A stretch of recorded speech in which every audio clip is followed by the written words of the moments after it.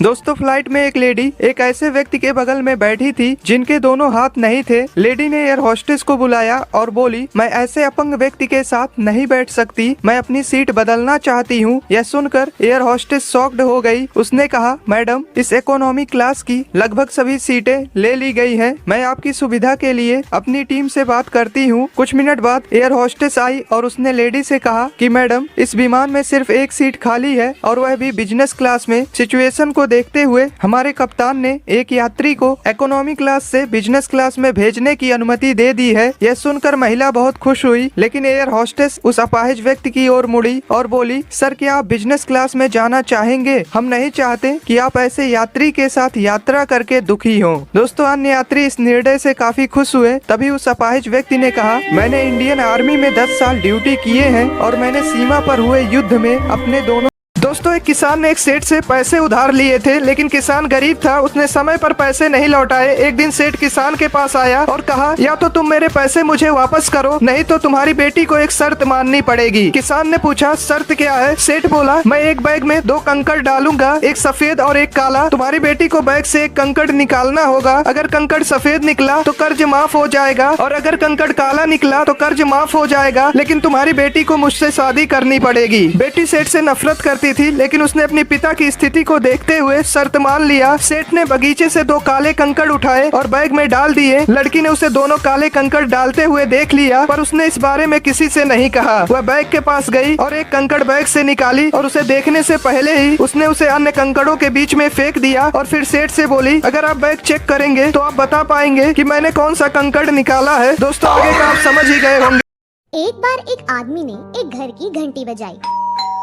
तो अंदर से एक बच्चा बाहर आया। आदमी ने पूछा, बेटा क्या आपके पापा घर पर हैं? बच्चे ने कहा, अंकल पापा तो बाजार गए हैं। फिर आदमी ने कहा, तो चलो एक काम करो, अपने बड़े भाई को बुला लो। बच्चे ने कहा, पर अंकल भैया तो बाहर क्रिकेट खेलने गए हैं। फिर आदमी ने कहा, ओफो एक काम करो, मम्मी तो घर पर ही होंगी ना, आप मम्मी को बुला लो। फिर बच्चा बोला, पर अंकल मम्मी तो किटी पार्टी में गई है।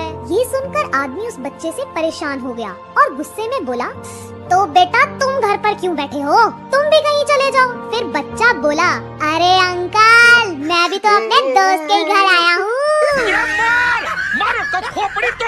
एक बार एक बेटा भागा भागा अपने पापा के पास आया और बोला, पापा हमारे घर में एक भूत है। पापा बोले कि भूत वूत जैसी कोई चीज नहीं होती, ये वहम अपने मन से निकाल दे। बेटा बोला कि पापा काम वाली बाई भागती भागती मेरे पास आई और बोली कि तुम अपने पापा के साथ यहाँ से निकल जाओ, इस घर में भूत का वास है। पापा ये सुनते ही डर गए और घर से निकलने की तैयारी करने लगे। जैसे ही बाहर जाने के लिए पापा ने दरवाजा खोला, इतने में बेटा बोला कि पापा हम अपने साथ काम वाली बाई को भी ले चलते हैं, वरना उसे भूत मार देगा। पापा बोले, बेटा हमारे घर में कोई काम वाली बाई ही नहीं है।